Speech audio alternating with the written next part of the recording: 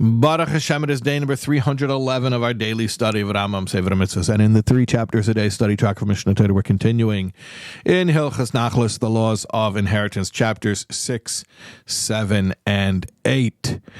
Our mitzvah today is the same mitzvah every day that we're learning the subject of inheritance. That is positive commandment 248, the mitzvah to follow the Torah's laws of inheritance. Now, I mentioned yesterday that a person could make any gift that he wants to in his lifetime, even a gift from his deathbed, and that will be honored. And he doesn't have to conform to the laws of inheritance. I want to just stipulate, in case it was confusing yesterday, and I tried to make it clear, but I want to make it doubly clear. Inheritance has a very specific meaning. So, not only is it not an inheritance if he gives gifts during his lifetime, but he cannot even refer to it as an inheritance, and he'll get himself in trouble if he does. If he says, I'm giving an inheritance to, and then he starts messing around with the normal formula that's used according to Torah's laws of inheritance, then actually it'll become null and void. He cannot refer to it as an inheritance. It's a gift. That's what it is. It's a gift. Okay. Now, I mentioned that the Torah's formula is that the inheritance goes to sons, not to daughters, and that among the sons, there's a double portion to the firstborn son. All right.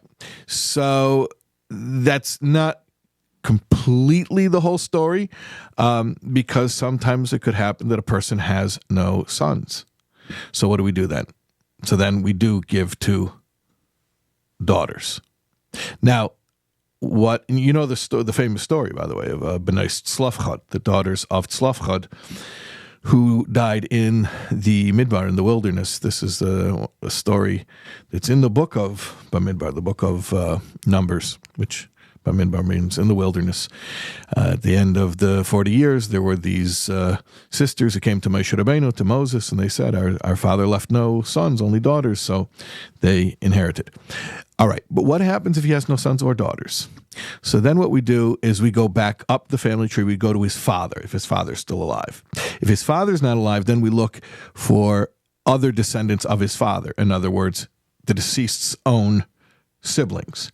If we don't have that, we'll go even further up the family tree to the grandfather. Now, when you're going up the family tree, it's harder and harder to find living relatives, but that's fine because you can come back down the family tree as well. In other words, you go back up the family tree, let's say you even go to the grandfather, and then you have to come back down the family tree and you find a cousin who's still alive.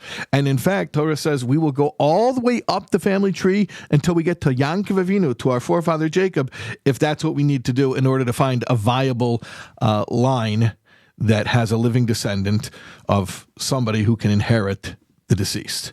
Okay, that's our mitzvah for today, and we will see you for more tomorrow, God willing.